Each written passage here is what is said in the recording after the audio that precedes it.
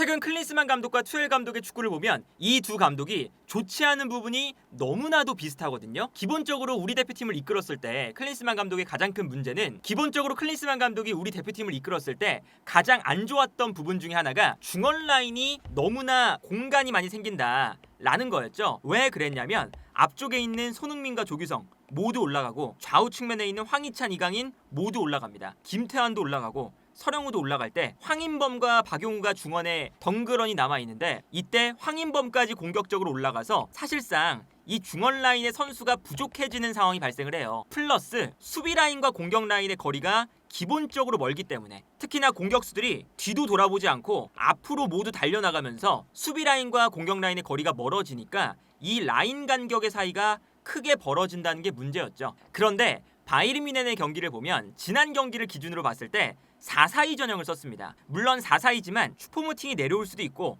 케인이 내려올 수도 있는 그러한 전형이긴 했는데 앞쪽에 있는 케인과 슈퍼모팅 모두 다 올라가고요. 좌우 측면에 있는 무시알라와 밀러도 모두 올라가요. 그리고 평소에 키미히와 고레츠카 두 명의 미드필더 라인이 만들어지면 고레츠카가 공격을 위해서 올라갈 때가 많습니다. 후방에 키미히 혼자 덩그러니 놓이는 상황이 만들어지고요. 여기에 더해서 마즈라이나 왼쪽에 있는 게이르도 공격적으로 올라가고 앞쪽의 공격수들이 모두 올라가다 보니까 수비 라인과 공격 라인 사이의 거리가 너무할 정도로 멀어지죠. 수비 라인에서 공격 라인으로 패스를 공급을 해야 되는데 패스를 공급할 때 롱패스밖에 공급을 할 수가 없어요. 그리고 중원을 거쳐간다고 하면 중원에 키미 혼자 있기 때문에 상대 미드필더 라인에 둘러싸이는 형태가 늘상 만들어집니다. 근데 이러한 형태가 우리 대표팀에서도 많이 나왔었죠. 중원에서 이재성이라던가 황인범, 박용우 우리의 중앙 미드필더들이 중원에서 볼을 잡았을 때 이상하게 상대 선수들이 우리의 미드필더를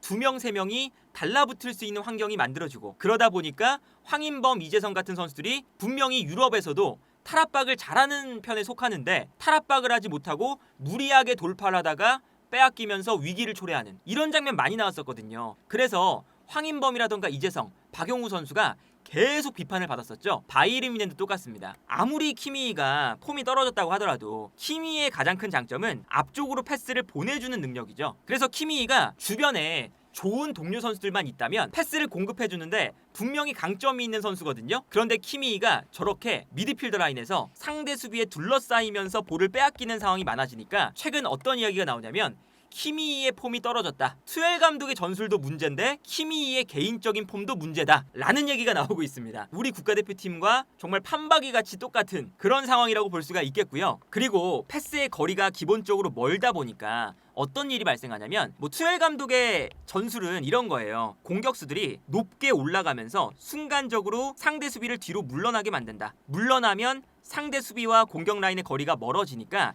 이 공간으로 앞쪽에 있었던 선수들이 내려오면서 볼을 받는다 라는 건데 내려오면서 볼을 받을 때 패스의 거리가 멀다 보니까 상대 수비 입장에서도 패스가 도달하는 시간 동안 내려가는 공격수를 따라가서 강하게 압박할 수 있을 만한 시간적인 여유가 너무나도 많습니다. 그래서 여기서 턴오버가 나오거든요. 근데 이런 문제가 우리 대표팀에서도 똑같죠. 우리 대표팀이 가장 큰 문제점 중에 하나가 앞쪽 라인에서 패스를 제대로 못 받는다는 거잖아요. 기본적으로 조규성부터 시작해서 손흥민, 황희찬, 이강인 등등 우리가 분명히 아시아권 무대에서는 압도적인 공격 자원을 가지고 있는데 후방에서 공격으로 패스가 넘어갈 때 패스의 거리가 너무 멀어서 뻥뻥 걷어내거나 아니면 약간 부정확한 패스가 될 때가 많고 그러다 보니까 공격수들이 볼을 받기가 어려운 상황이 나오게 돼요. 그래서 최근에 바이에른 뮌헨의 경기를 보면 케인이 그 프리미어리그에서도 등지는 플레이가 압도적이었던 선수인데 케인이 볼을 받았을 때 부정확한 패스가 넘어오고 패스를 받는 시간이 걸리니까 상대 수비수들에게 둘러싸이면서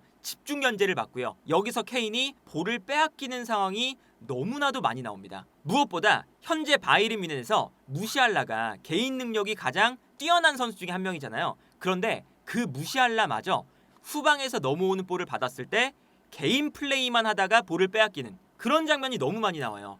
그런데 여기에 더해서 사네 같은 경우에도 마찬가지인데 사네가 단독 플레이를 많이 하긴 하지만 사네도 단독 플레이를 할 수밖에 없는 이유 중에 하나가 주변에 선수가 없으니까 본인이 내려가서 볼을 잡았을 때 상대 수비를 2명, 3명 혼자서 물리쳐야 되는 장면들이 나오게 되는 거죠. 아까도 말씀드렸지만 모든 선수가 위로 올라가 있다가 내려오게 돼요. 내려오면서 볼을 받는데 내려왔을 때 수비수들이 붙잖아요. 그런데 공격 라인과 수비 라인의 거리가 멀다 보니까 이 가운데 라인에서 볼을 잡았을 때 주고받을 수 있는 선수가 전무합니다. 그러다 보니까 여기서 볼을 끌다가 턴오버가 나오는 장면이 많이 나오죠. 그런데 이것도 우리 대표팀하고 비슷한 게 우리가 요르단전에 두 번째 골을 실점할 때를 보면요. 이강인과 황인범이 중원에서 이렇게 무리하게 볼을 끌다가 빼앗기는 현상이 도대체 왜 클린스만 감독이 이끄는 팀, 투엘 감독이 이끄는 팀에 두드러지게 나타날까? 이런 걸 생각을 해보면 물론 선수들이 볼을 끄는 것도 문제지만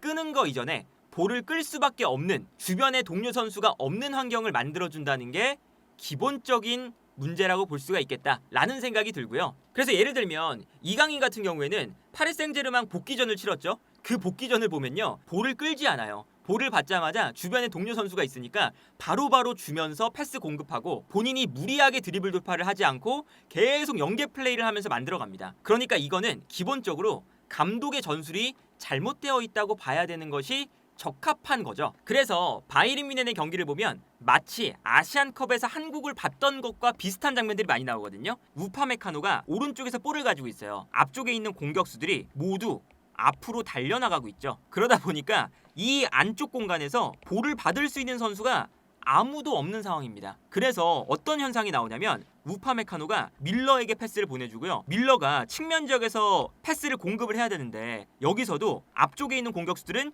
전혀 움직이질 않아요. 그냥 앞으로만 뛰어나가고 있고 내려올 생각을 안 하거든요. 이 공간에 대한 움직임이 약속이 안 돼 있다는 거죠. 그래서 결국에는 이 공간으로 우파메카노가 뛰어나가기 시작합니다. 이게 정말 문제인 거죠. 앞쪽에 있는 케인이나 슈퍼모팅이 내려와서 볼을 받는 게 낫지 우파메카노가 올라가서 이 공간에서 연계 플레이를 해야 되는 상황을 만든다는 거. 이게 투엘 감독의 가장 큰 문제고 애초에 이 공간을 활용하는 방법 자체가 거의 없어요. 그래서 이 장면도 보시면 뮌헨의 선수들이 상대 수비 라인을 삥 둘러만 싸고 있고 앞쪽에 있는 공격수들은 올라가고만 있고 이 사이에 간격이 크게 벌어지는 걸 볼 수가 있습니다. 이게 한두 장면이 아니거든요. 이 장면도 보시면 수비 라인에서 더리우트가 패스를 공급하는데 중원 라인에서 선수 숫자도 부족하고 중원 라인을 못 거쳐가겠으니까 앞쪽에서 내려오고 있는 케인에게 한 번에 롱 패스를 뿌려줍니다. 긴 거리를 패스를 하는 거죠. 그러다 보니까 패스의 정확도도 떨어지고요. 케인이 내려와서 볼을 받을 때 볼을 받는 동안 시간이 걸리니까 상대 선수들이 케인을 둘러싸기 시작해요. 그래서 둘러싸이면서 결국에 내려오면서 볼을 받았는데 이 공간에서 상대의 압박을 받아서 바이에른 뮌헨이 볼을 빼앗기는 모습을 볼 수가 있습니다. 그러다 보니까 이게 이제 어떤 문제가 나오게 되냐면 김민재 선수가 나폴리에서 뛸 때 가장 극찬을 받았던 것 중에 하나가 김민재가 볼을 걷어낼 때 주변에 있는 동료 선수들을 향해서 지능적으로 걷어내기 때문에 김민재가 걷어낸 볼이 상대팀에게 넘어가지 않고 우리 팀이 계속 볼을 소유할 수 있게끔 만든다라는 게 강점이었잖아요. 그런데 간격이 멀어지다 보니까 김민재 선수가 볼을 걷어낼 때도 바이에른 뮌헨 선수들에게 떨어지는 것보다 상대 팀에게 볼이 넘어가는 횟수가 늘어나고 있어요. 상대 선수가 뒷공간으로 뛰어들어가고 있고 이 공간으로 패스가 들어갑니다. 근데 이때 김민재가 빠르게 이 앞으로 뛰어나가면서 볼을 걷어내고 있어요. 근데 걷어냈을 때 요 앞에 공격수들이 모두 다 앞으로만 나가 있고 수비 라인과 공격 라인의 거리가 멀다 보니까 요 사이 공간에 상대 선수들밖에 없습니다. 그래서 결국에는 김민재가 걷어낸 볼이 바이에른 뮌헨의 공격 라인과 수비 라인 요 사이 공간으로 떨어지면서 너무나 어이없이 상대 팀의 볼이 되는 거죠. 그리고 어제 실점 장면에서 이런 장면도 결국에는 투엘 감독의 책임이거든요. 수비 라인에서 공격 라인의 사이가 거리가 멀 때 무시알라가 내려와서 볼을 받고 있습니다.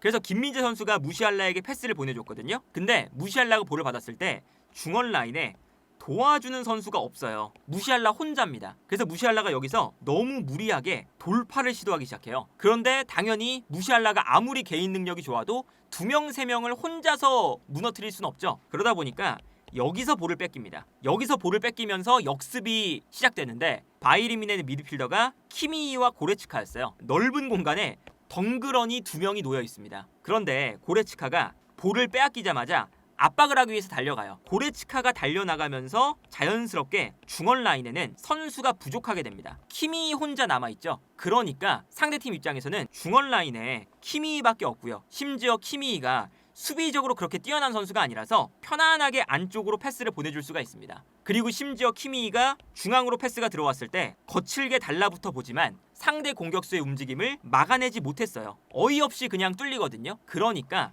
김민재가 키미히를 도와주겠다고 중앙 지역으로 들어갈 수밖에 없죠. 어쩔 수 없는 상황이잖아요. 키미히를 도와주기 위해서 가운데로 들어갈 때 그 뒷공간으로 아사노가 뛰어들어갑니다. 그리고 뛰어들어가는 아사노에게 패스가 들어가고요. 여기서 더리우트가 이 공간을 커버를 해줘야 되는데 커버를 또 잘 못했죠. 김민재가 뛰어가는 동안 더리우트가 가만히 서서 구경만 하고 있었고, 그러다 보니까 이 공간에서 편안하게 아사노가 볼을 끌고 와서 득점을 만드는 걸 볼 수가 있었어요.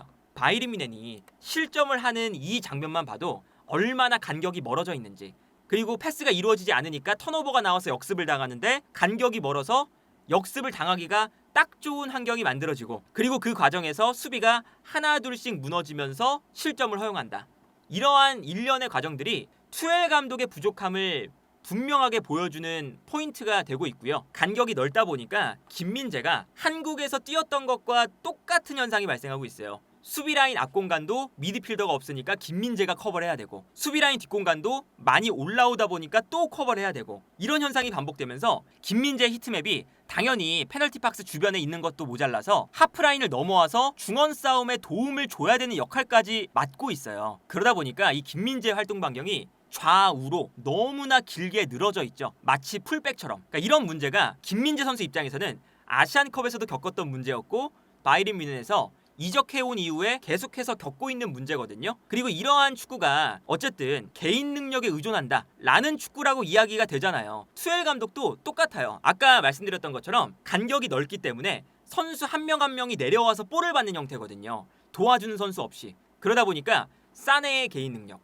무시알라의 개인 능력, 케인의 개인 능력, 그리고 이 넓은 공간을 커버해야 되는 김민재의 개인 수비 능력, 이런 것들에 의존을 해서 투엘 감독이 경기를 하고 있는데, 이런 축구는 우리가 아시안컵에 봤던 것처럼 오래가지 못한다는 것을 분명히 우리도 이제 알고 있고, 투엘 감독이 클린스만 감독하고 동일한 부분이 또 어떤 게 있냐면 선수단에 대한 이해도도 매우 부족해요. 그래서 클린스만 감독이 선수를 기용할 때 이 선수는 이 위치에서 잘 못하는데 왜 기용하지? 라고 했던 적이 몇 번 있었죠. 몇 번이 아니라 많았었죠. 예를 들면 친선 경기에서 안현범 선수를, 사실 안현범 선수는 윙백에 가까운, 그리고 측면 공격수에 가까운 선수인데 오른쪽 풀백에 두거나, 아니면 이번 아시안컵에서도 요르단전에 정승영과 김영건, 민첩성이 느리고 발이 느린 센터백 라인을 구성하면서 알나이마트와 알타마리에게 뒷공간을 허무하게 내준다거나, 그리고 요르단전에서 박용우까지 빼버리면서 황인범 혼자 미드필더 라인을 커버하게끔 만드는, 황인범 선수를 수비형 미드필더로 썼어요. 키미히를 수비형 미드필더로 쓰는 투엘 감독과 매우 비슷하죠. 그리고 투엘 감독도 지난 레버쿠젠전에서 샤샤보이라는 오른쪽 풀백을, 그리고 바이에른 뮌헨에서 데뷔전을 갖는 이 어린 선수를 왼쪽에 선발 출장시키면서 샤샤보이가 뛰지 못하는 위치에 배치를 했고, 후반전에는 왼쪽 풀백인 게레이루는 오른쪽에, 오른쪽 풀백인 마즈라이는 왼쪽에 배치하는 기괴한 선수 기용을 보여주고 있거든요. 오늘도 마찬가지예요. 오른쪽에 마즈라이가 중간에 부상을 당해서 교체를 당했는데 그 공간에 우파메카노를 기용합니다. 근데 우파메카노는 중앙 수비수잖아요. 그래서 오버래핑을 못하는데, 오버래핑을 못하는 그 선수 앞에 스피드가 빠르지 않은 밀러가 있어요. 토마스 밀러도 사실은 나이가 이제 많기 때문에 돌파가 안 되죠. 그러다 보니까 오른쪽 라인에서의 공격이 거의 안 되는 현상이 발생을 했었거든요. 이런 것처럼 투엘 감독과 클린스만 감독이 왜 이렇게 됐는지 모르겠는데, 특히나 투엘 감독은 뭔가 전술적인 감이라던가 선수단을 운영하는 감각이 떨어졌는지 모르겠는데, 클린스만 감독처럼 간격이 넓은 축구, 선수에게 의존하는 축구, 그리고 역습을 쉽게 당하는 축구, 선수의 장점이 발휘되지 않는 곳에 위치시키는 축구, 투엘 감독이 너무나 적나라하게 보여주고 있다. 그래서 정말 재미있게도 김민재 선수가 속한 한국 국가대표팀과 바이에른 뮌헨이 투엘 감독과 클린스만 감독, 이 독일 감독들이 선수들이 좋아도 감독의 역량에 따라서 이 팀의 경기력이 이렇게까지 안 좋아질 수 있는지를 보여주고 있지 않나 싶네요.